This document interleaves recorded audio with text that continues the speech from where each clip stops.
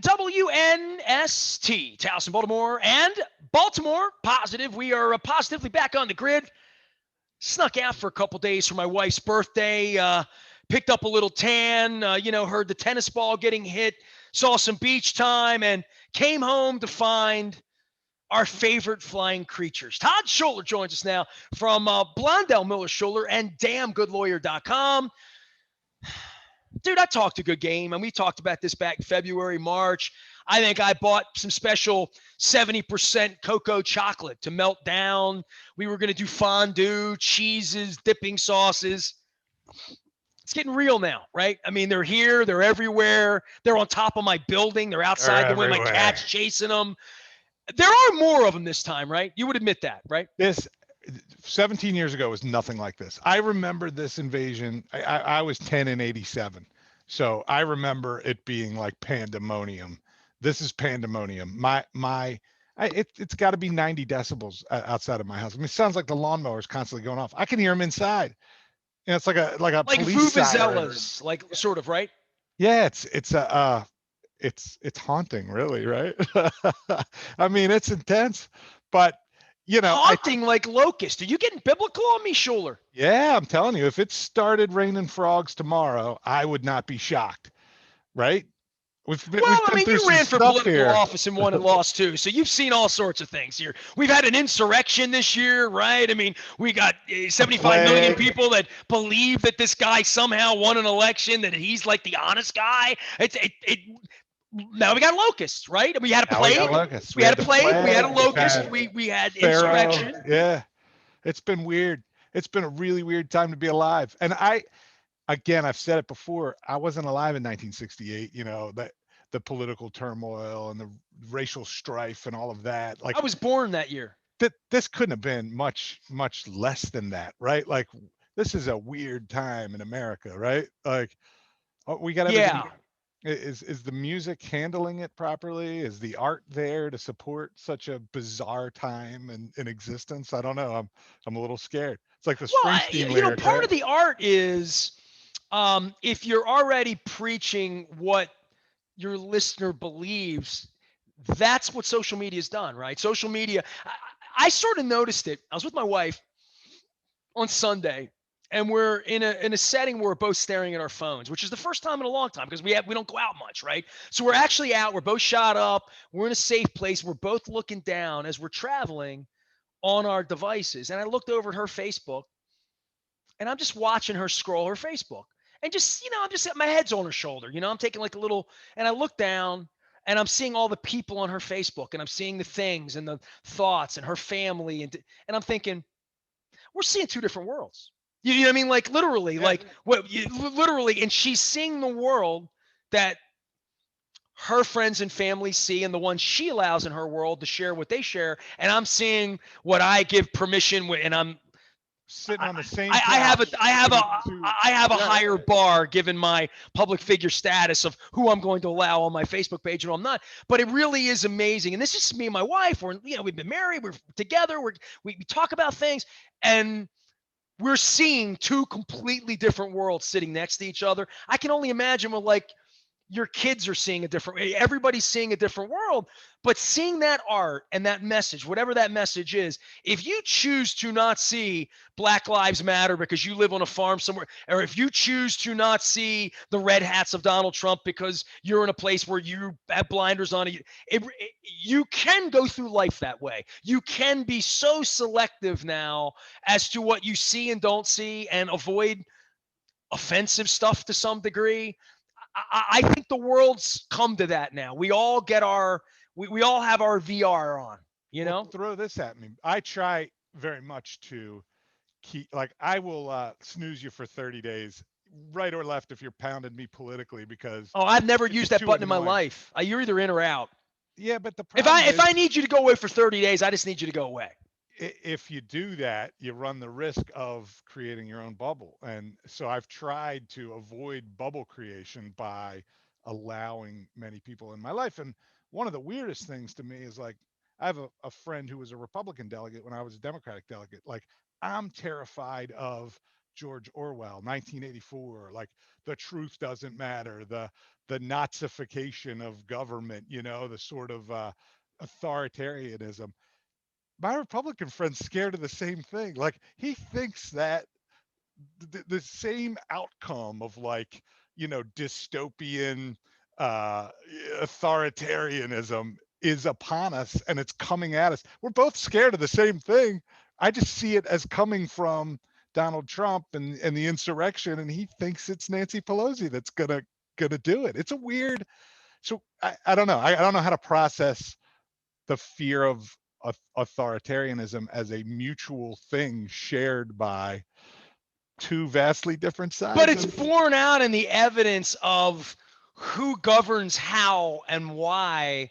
And it's pretty much laid out there. I didn't need anyone to interpret the words of Donald Trump for me. He did a pretty good job. I didn't have to read any tea leaves. I didn't have to hear what a pundit said about him or what some columnist or some deep thinker thinks. I just looked at it and said, that guy's trash. That guy's complete garbage, and everything out of his mouth is garbage. It didn't take me long to kind of catch on to that when he's insulting women about blood coming out of them on a stage in front of the world with 14 other people 6 months before he was duly elected. You know what I mean? I, Like I saw that part of that and said, I got you. that's not for me. I've been trying to get my head around it for as long as you have. I mean, it doesn't make sense to me. And the best, I thought Obama recently had a quote, which was, I think, nails, or my best understanding so far of the Trump thing is for black people, the O.J. Simpson verdict is like what for some white people the Donald Trump thing Fair is. enough. I'll buy that. You know it's wrong, but it feels good,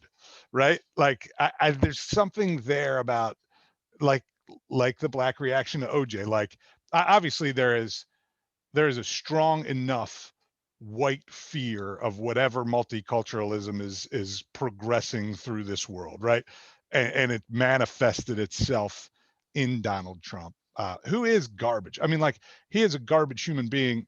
If he never ran for politics, he would just be a phony, goofy, self-serving individual. I mean, I don't Not a think very that's a smart mystery. man either. And once it was all, I believed in the beginning there was some intellect there in running a business or whatever. I think the whole thing's a con, fraud, mafia show. That's what that is my I'm with you. firm belief now after witnessing all of this and all the evidence that goes with it. That's my full belief on it, and I'll take that in front of anyone. But the owning the libs, the sort of when you are marginalized, as black people have been in this country for quite some time, you can understand they knew OJ's guilty, right? But just to see a black man get acquitted in such a public way, there's a release there, like, and whatever that is something, the white people who feel marginalized, who fear multiculturalism as driving, whiteness from the books, or I'm trying my best, It but makes them a racist, by the way. There's a word we have a word for that. It's called bigot. That's the word we use for that. I'm fair with that. I mean, I don't mind judging It's not an in that. unfair, if No, no, you no. believe whiteness is a condition that the country has to have, then you're a racist. You just Sure. are. I don't. There's no night. I can say maybe you don't understand, or you're low education voter, or low information voter, or whatever I, that is. That's a disgusting. As someone who looks the way I look, and my people didn't come from around here. My people came from Venezuela and from Italy, by the way. That America wasn't set up to be that way. But I think the more we see Tulsa, Juneteenth's coming, now on the calendar, a couple these stories from the Eastern Shore and lynchings that, uh, but to be whoever wins the war gets to tell the story, right? but to be more generous, there is clearly a large segment of the American population who's not constantly and overtly promulgating whiteness. There's just something in It, their it doesn't mean core. if you voted for Trump, you agree with that. I'm saying Trump is that. I'm not, and I'm saying Trumpism is that. It is But led with that. Trump has exploited that whatever that fear is, that I don't think that fear makes you a racist. You're not a conscious racist. You're not trying to espouse, whiteness or keep it on the map. You just have some fear of the tradition that be it Christian, white, male. Todd, come It, on, man. I'm a little older than you, but I remember vividly if a black man and a white woman or vice versa walked holding hands down Eastern Avenue in Highlandtown in the 90s, I understand, but look, 80% of the people on the block of both races would look at that and say, that's wrong. That ain't right. That's wrong. I mean, I spent the first half of my life like in Dundalk High School right, where that was always the energy. I feel like a lot of that energy is gone. And I Matt. feel like a Yes, lot of that energy is gone when I go down the street I live on a Saturday night in Federal Hill and see that it is very multicultural at this point in a right. way that it never was 20 years ago when I moved downtown. And it's happening very rapidly, Very rapidly. which is a great thing, and it's long overdue. But there is a segment of us, as a people that are terrified, that they see the norms that they once knew are eroded. And those norms were racist norms, and those norms were exclusive of homosexuality. And those norms were not in the same gender understanding, that we have God, I was now. 40 years old, owning a business, being a public, like all of that, not really understanding why there were no black people in my neighborhood when I grew up. Sure, sure. I think for people who consider ourselves enlightened white people, like I I it's been a smack in my face uh to know that it was still there. I always felt like, we We elected had overcome that. we had elected the black president. I mean, I'm in my white bubble of everything looks great. Certainly the black experience in the entertainment and sports world, had existed my entire lifetime. And you could forgive a kid like me for just basically not knowing the black experience and how brutal it was, and how how racist racism is. I mean, it's Fair there, enough. like Oh, it's no been doubt about it. re-undercovered. And that maybe that band-aid needed to be ripped off. Maybe I needed to see what was lurking Well, how below. about a conversation like this that would never have happened on WNST in 2010? There you go, How right? about that? I mean, like literally, it's just not something we would discuss. And and I gave Rob Long a career. Rob Long's on the radio because I gave him a hand up and brought, and we never sat and talked about these things openly, and we probably should have after the call came about Tony Banks or Trent Dilfer, and it was clearly a It, racist call. And I would call it out as that. I'd say, you're not calling my radio station and having me sanction your phone call's voice to say racist stuff about Tony Banks or Trent Dilfer on but my station, on my I show.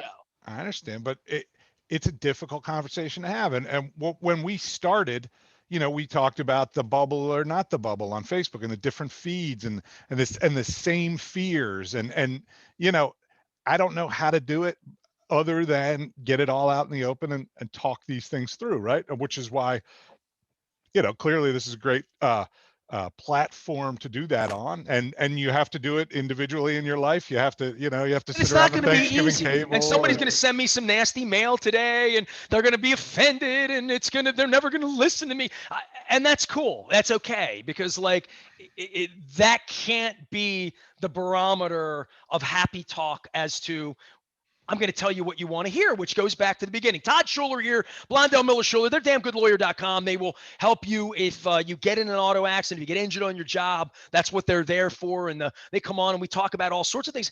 I would say back to the beginning of all of this was sort of the changing times and how 1968 to some degree is upon us. And every day there's violence, right? And the gun thing. Moeller and I are going to go through the gun thing all summer long because every day there's another gun thing, right? I mean, and as a politician, this is something that you sat in and you're different than me on the gun thing. We've been through this.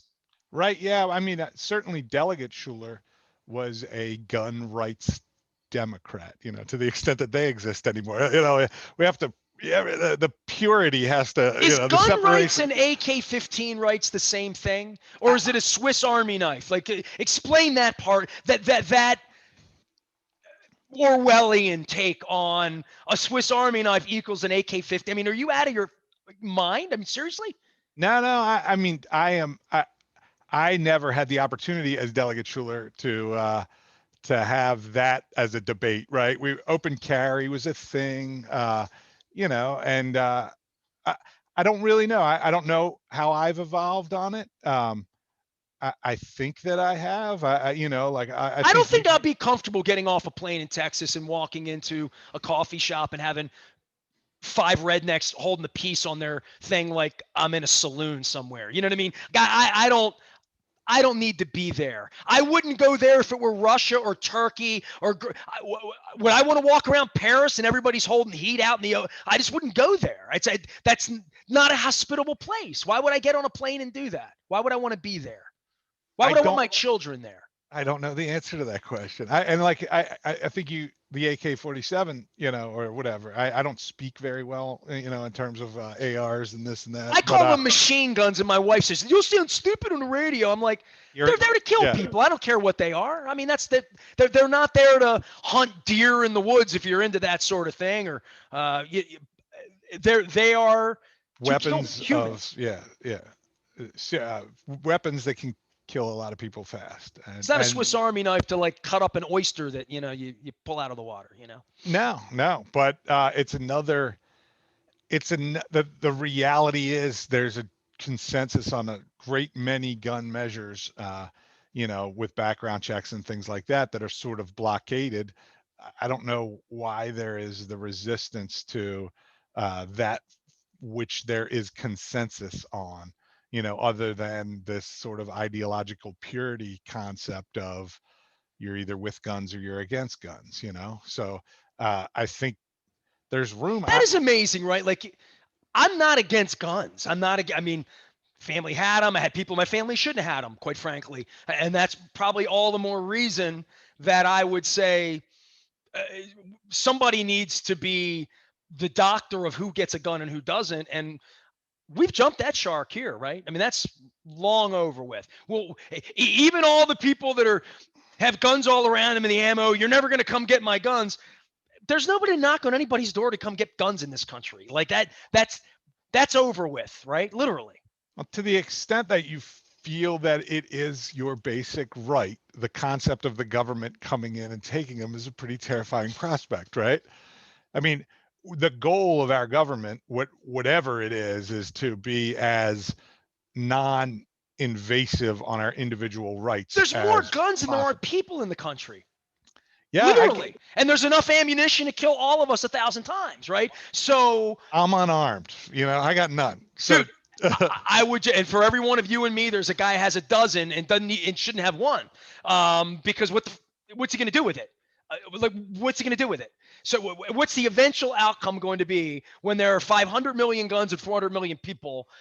I don't know, but we're getting there, and it should be alarming to people that every day, within earshot, eye shot, literally of where we are, people are getting murdered. well, okay, so the Baltimore City murder rate and the AR, assault rifle ban debate are in two different camps. Agree. I think both are used by people to demonize others, but by and large, those are very different. I mean, I don't think you're solving the murder rate in uh, Baltimore with an assault weapons ban, right? I mean, what's going Oh, on you know what you're there? solving there though? The 15-year-old kid out in White Burbia that gets a hold of it, runs into the next Perry Hall, the next Lock Raven, and shoots Absolutely, up a dozen kids, sure, because that's what happens with that. That's going on every day in this country too. yes, and that Just as much as whatever's going on in West Baltimore, East Baltimore, that's leading Fox 45 tonight.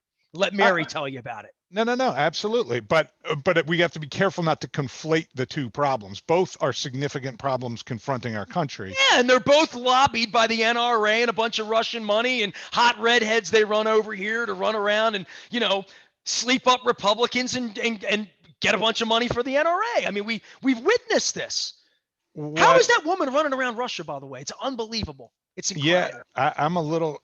The whole Eastern Europe, Cold War, the Belarus, like things are bizarre in Bringing Russia. planes down. This Bringing planes is down. this So is Castro. When I fly to Grand Cayman or Cuba, pulling a Southwest plane out of the sky in with a Havana MiG, to yeah, pull Jake Tapper off a plane because he doesn't like him. yeah, Whoever. I mean, pick anybody you want. sure. And It's insane. it used to be the kind of thing that Americans, both Republican and Democrat, would lose their mind about and stand up against. Where have you gone, Ronald Reagan? Right, like Well, the minute The that they Gipper that wouldn't have that taken any of the this. minute that the Washington Post columnist is murdered by the Saudi government in a consulate in Right? Turkey. Or And all of the evidence, all the video, all of everything, all the heinous acts, the way he was murdered, and Trump says find five more, really changed the tenor of how our country views freedom of speech. We talk about it. basic human rights. I mean, like we were a world leader on the concept of human rights, and we used money and we used our power to expand American influence, but to expand human rights as a goal, and we did this since the Cold War. I'm sorry, we did it since World War II. We conquered fascism, essentially eradicated fascism from Europe, banned it to the far extreme places, and then and taught started. all of our children this, including you and me, right? Yeah, and I mean, and this is part of like why we ended up in Vietnam, and why there are a lot of side effects that are a mixed bag of whatever. But it was the American ethos. The war ended, the Marshall Plan began, and the spreading of American style democracy. Uh, and look, the Michael Jordan documentary talks about just the American presence that he was like helped shine democracy in some of the darkest corners of the world. And now Because he was a black American. You couldn't be a black South African and be that great. well, and you if you wanted to be American, I mean, to me, again, growing up as a kid in the '80s, it's the Coke commercials, like everything was aspirational, like Neil Diamond was singing "They're Coming to America," everybody wanted to be America, or at least that's how it felt when I was a kid, and and And and Reagan flew that. So did Clinton. I mean, that whole era, we flew that. And then absolutely. 9/11 happened, and then it's, oh, they effing hate us over there. Oh, why do they hate us? Oh, Well, okay. yeah, but I mean, the American influence probably felt outsized to Europe, generally speaking. But I don't know that. I mean, Well, but writing a history book, it's all about oil. but there was a significant willingness to help do America's bidding that followed September 11th, and I think a lot of that was capital built up from generations of this sort of democracy block, if you will. And we were the leader of it, and to watch it picked apart, like a country like Belarus gets folded into that. It wasn't like in a Cold War, Poland and Well, this is what Czechoslovakia, happens when our Croatia, leader walks away from the German leader and the British leader's a buffoon. I mean, we had two buffoons running most of the world two 2 years English-speaking, ago, right? and Yeah. poor Angela Merkel is like been studying nuclear chemistry for most of her life and dealing with this buffoon, this buffoon mafioso from New York City who's in bed with Putin. But Things have changed over it's the last not 6 months, I feel, and I think our normalness should be appealing to both sides of the political spectrum here in a way, to your point, that I don't know that Joe Biden could ever get a vote from anybody in a red hat based on that would be like me rooting for the Steelers at some point, right? Or suddenly becoming an Indianapolis Colts fan. It's just never going to happen, and you're committed to it never happening. And therein lies the divide of what you can and can't get away with on either side of the fence. Yeah, there is a current of republicanism that you've just seen him put up with a lot of the core tenets of conservatism. Right. Small government, that's out the window, right? The sort of the Reagan-esque American presence overseas. You call it the Alex P. Keaton, conservatism, right? Yeah. Saving money, not having the government pay for everything. I get all of that. That's been twisted. I voted for that 20 years ago. I brought Bob Ehrlich and Michael Steele in, and I said, let's vote for you. Let's see how you do. But, yeah, there's some segment of them that have no interest in any of this and want to get back to the conservative principles that simply can't run a society. Well, they can't call themselves Democrats. They can't let the Democrats win. There's still a fear that if this country's 60-40 Democrat, that it'll be this big socialist mess of hippies running free, and I don't know, whatever that fear is, it's still there. As my hair gets longer and yours gets shorter, right? Right, absolutely. I used to look like Peter Frampton. I'm telling you, it's just age. It's killing me. Do you feel like we do? Todd Schuler's here. Blondell, Miller, Schuler, they are damn good lawyers. Tell me what you do, because I sort of put it together as, I was driving around the other day on 695, and I thought, if that a-hole hits me, at least I know Todd and Mark. That's where I am at this point with driving, because at some point somebody's going to hit me. I'm convinced people drive like crazy. Yeah, the everybody's back on the roads now, so it's and they've been driving like idiots for a year. So, but we do car crashes, we do workers' comp. If you're injured in any way from anybody else's negligence or otherwise, we want to hear from you, and we will give you a free consultation. You'll sit down with me and Mark, figure out if you have a case. I turn cases away all the time because they're not worth the individuals getting into them. They're, and I don't mind telling you that, you don't have the case that you thought you did. And by the way, everyone who says, I'll sue your ass. No, you won't. You know what I mean? Like it's really being in your office, and I like you guys, and I'll come down and have some Pizza John's with you. I went Sunday. I went got some Pizza John. No one wants to be in a lawsuit. Bringing a successful lawsuit full bear is something that I've been doing for 20 years. That Mark's been doing for 30 years. It's not that easy, you could say I'm going to sue you, but that's like saying I'm going to put a deck on the back of your house. If you're not a carpenter, you're not getting very far, So. Well, we appreciate you guys. We'll certainly turn back in. Tell Mark I'm going to chase him down about some baseball before the summer's over too. I might go to see the Bowie Bay Sox play soon. Like they got some home games coming up, and they're like where the real players are, and it's $15, and it'll be a night out, and there's fireworks and cow milking and apparently margaritas from what I'm reading on the internet. So I'm thinking about doing that, Todd. All right, that sounds like a plan for me. I love. Tell Mills we need to get some minor league baseball in one night. Take the kids down there, let them run around. All right. Sounds like a winner. We eat some cicadas. No, we're not gonna eat any cicadas. Right. Okay. My wife told me in February, she's like, I heard you in there with Schuler talking about eating. You ain't eating any cicadas. Come on. I got one down for posterity's sake. Chased it with a shot of tequila. That was it. It's kind of like an old school. That's kind of Essex. That's legit right there at the bottom. Yeah, like did you put it into the bottle first and let it? No, just oh boy. Yeah, Dennis says they're really good for bait for fishing. Yeah, that's what I've heard, right? Because they got that good wiggle in them, And they have an abundance of them. Right. So, right. All right. Maybe this is my weekend to fish. Maybe this is it. All right. Good weather. Crab cakes are coming. Todd Schuler's in Essex. He's there with Mark Miller. They are Blondell, Miller, Schuler. They are damngoodlawyer.com. They're down in Essex, and we feature them. You can find Todd out at the front of BaltimorePositive.com, former delegate. Schuler, I have to call you that. Moeller always says, don't insult him by calling him Todd. He's delegate. I'm Todd.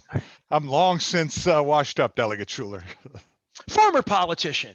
There you go. Now practicing professionally at damngoodlawyer.com. We are WNST.net, AM 1570, Taos in Baltimore. We never stop talking. Baltimore positive.